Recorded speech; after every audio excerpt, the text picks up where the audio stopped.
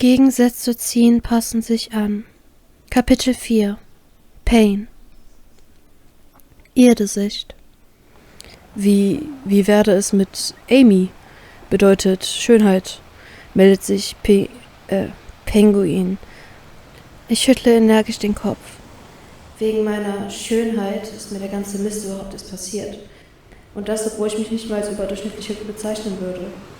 Leute, wir können dir keinen passenden Namen geben, wirft Beppo ein. Fragende Blicke liegen auf ihm. Mir geht es nicht anders. Bei der strengen Stimme von dem Captain dieser Mannschaft, dessen Namen ich mir nicht gut merken kann, zucke ich erneut zusammen. Da hat er recht, wir kennen sie nicht gut genug, um ihr einen passenden Namen zu geben, erklärt er uns gelangweilt. Er wirkt irgendwie leicht gereizt. Die Piraten nicken betrübt. Wir belassen es erst einmal bei Spitznamen, bis wir sie besser kennen, beschließt der Mann am Kopfende des Tisches und steht von seinem Platz auf. Beppo, bring die Kleine ins Krankenzimmer. Ich muss sie noch einmal verbinden, sie hat sich die Bandagen abgerissen. Befiehlt er dem flauschigen Bären, während er mir mit seinen stechenden grauen Augen warnend in die meinigen blickt. Ein kalter Schauer jagt über meinen Rücken. Ich habe die Warnung verstanden. Sashi und Penguin blicken bestürzt auf meine Hände, welche ich sogleich unter dem Tisch verschwinden lasse. Sie haben es gar nicht bemerkt. Nur der Captain. Trotzdem macht er mir Angst. Überlege ich still, während ich unsicher das Gesicht des Schwarzhaarigen musterte. Schnell senke ich meinen Blick wieder, als er ihn bemerkt.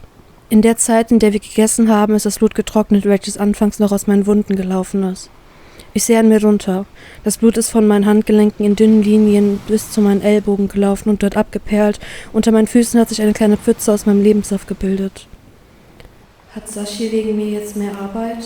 Schuldbewusst leitet mein Blick flüchtig zu dem Rothaarigen.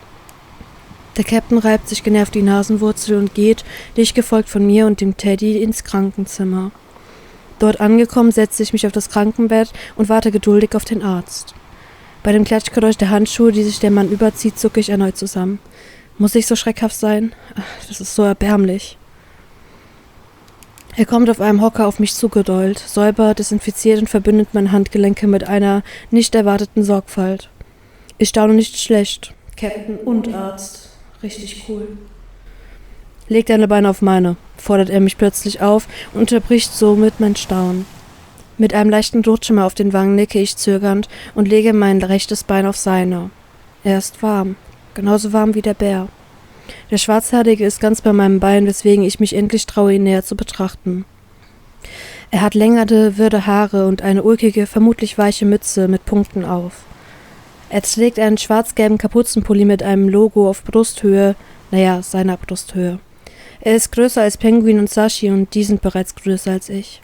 Seine Jeans hat genauso wie seine Mütze braune Flecken im oberen Bereich. Er hat je Ohr 2 goldene Ringe. Seine Koteletten reichen hinunter bis auf Mundhöhe, dazu trägt er einen kleinen Kinnbart und seine Haut ist von der Sonne braun gebrannt. Er ist konzentriert, doch seine Züge sind makellos. Weder hat er seine Stirn in Falten gelegt, noch die Augen zu eng schlitzend geformt. Er sieht gut aus. Seine Aura wirkt auf mich wie die eines Gottes. Schließlich hat er mich nicht nur ohne Eigennutz in seine Obhut genommen und mich verpflegt, sondern scheint auch einige Begabungen zu haben und etwas aus seinem Leben gemacht zu haben. Er ist Captain, Arzt und frei. Sieht dazu auch noch gut aus und hilft einer Frau in Not, ohne zu zögern. Eben ein Gott. Gut, ich möchte nicht übertreiben. Ein halber. Seine Augen finden meine und ich spüre erneut, wie die Hitze in mein Gesicht schießt. Diese stahlgrauen Augen machen mir Angst und fesseln mich zugleich. Jetzt das andere Bein. Ich nicke zaghaft. Beim Bewegen meines linken Beines sammeln sich gewohnt Tränen des Schmerzes in meinen Augen. Ich bemühe mich, mein Gesicht nicht zu verziehen. Doch der Halbgott vor mir bemerkt sofort, dass ich Schmerzen habe und sieht mich eindringlich an. Ich erkenne trotz seiner desinteressierten Mimik Sorge in seinen Augen. Alles okay? Soll ich ehrlich antworten oder den Schmerz weiter ignorieren? Ehrlich, kommt es prompt von meinem Gegenüber. Verwundert sehe ich auf und werde kurz darauf vom neuem Rot. Wird es bei ihm in Zukunft öfters passieren? Habe ich jetzt ernsthaft laut gedacht? Schlage ich mir innerlich gegen die Stirn. Mit einer Kopfbewegung zur Tür weist der Beppo darauf hin, dass er gehen solle, was er auch stumm tut. Nein, Beppo, lass mich nicht mit diesem Horrorarzt alleine. Flehe ich innerlich und sehe ihm sehnsüchtig nach. Hast du Schmerzen? Wiederholt er mit mehr Nachdruck und zu meiner Verwunderung sehe ich erneut für einen Moment Besorgnis in seinem Gesicht. Wieso macht er sich denn Sorgen? Bilde ich mir das nur ein? Ich nicke eingeschüchtert. Wo, weißt du warum? Forscht er weiter nach. Als ich auf meine Narbe sehe, fällt es mir augenblicklich wieder ein. Geschockt starre ich auf die Narbe und mein Mund klappt auf. Ich sehe mich panisch in alle vorhandenen Richtungen um, finde jedoch keine Fluchtmöglichkeit. Ich muss jetzt hier raus. Ich fechte innerlich einen Kampf mit mir selbst aus. Ihn loswerden oder das Risiko eingehen. Hey, sagt er etwas lauter und packt mich grob am Arm. Ich zucke dummerweise erneut zusammen. Wo hast du Schmerzen? Fragt er mich mit drohendem Unterton. Mist, ich muss ihn loswerden. Ich überlege kurz und dann kommt mir der Gedanke. Ich deute auf die Wunde vom Ding am Knöchel und verziehe leicht mein Gesicht, als hätte ich Schmerzen. Sein Blick gleitet noch einmal über meine Wunde und er nickt kurz. Sie ist etwas tiefer als am anderen Knöchel. Er beginnt auch diese Verletzung zu verpflegen und zu behandeln. Echt jetzt? Wieso immer mein linkes Bein? Ohne es zu bemerken, verschränke ich vor lauter Trotz meine Arme. Er schiebt plötzlich mein Bein drunter, weswegen ich scharf die Luft ansauge. Er schaut mich entschuldigend an. Du ruhst dich jetzt aus. Ich komme später noch einmal nach dir schauen. Wenn was ist, ich schicke jetzt Beppo vor deine Tür. Dann muss ich mich beeilen. Kaum hörte ich seine Schritte nur noch entfernt, renne ich aus der Tür. Einfach irgendwo hin, wo mich erst einmal niemand findet. Ich renne einfach in irgendeinen Raum und finde mich in einer Kajüte wieder. Ich war schon mal hier. Hier bin ich aufgewacht. Stelle ich fest und sehe mich um. Meine Augen bleiben an der zweiten Tür haften, die ich gleich darauf vorsichtig öffne. Ein Badezimmer. Perfekt. Ich schließe die Tür von der Kajüte und schleppe mich in das Bad. Ich drehe leise den Schlüssel um und bin nun alleine, eingeschlossen in einem fremden Bad. Na toll, hoffentlich hört und findet mich niemand. Ich zucke zusammen, stolpere zur Dusche und stelle Wasser an. Gerade noch rechtzeitig, denn dann schreie ich los.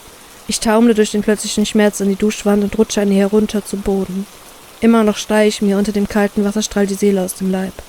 Meine Tränen laufen schon längst wie die Dusche in Strömen. Ich ziehe meine Beine an den Körper und zerre an meinen langen Haaren, verankere meine Finger in ihnen. Es tut so weh.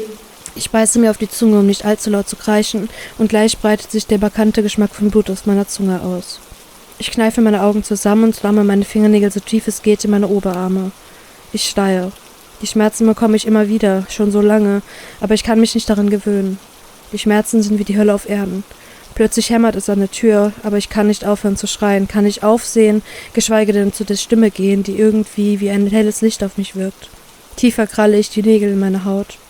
Statt dass der Schmerz durchlaufend ist, fühlt es sich so an, als würde man immer wieder mit einem Messer auf die gleiche Stelle einstechen. Das ist vermutlich auch genau das, was gerade in meinem Bein passiert. Meine Atmung ist unregelmäßig, dass ich stetig nach Luft schnappen muss, als würde ich ertrinken.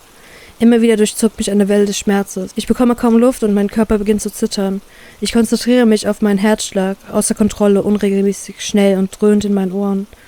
Es kommt mir so vor, als könnte ich das Blut in meinen Venen pulsieren spüren. Ich höre nichts mehr, kein Klopfen, kein Rufen, kein Wasser, keine Steine meinerseits. Alles ist still.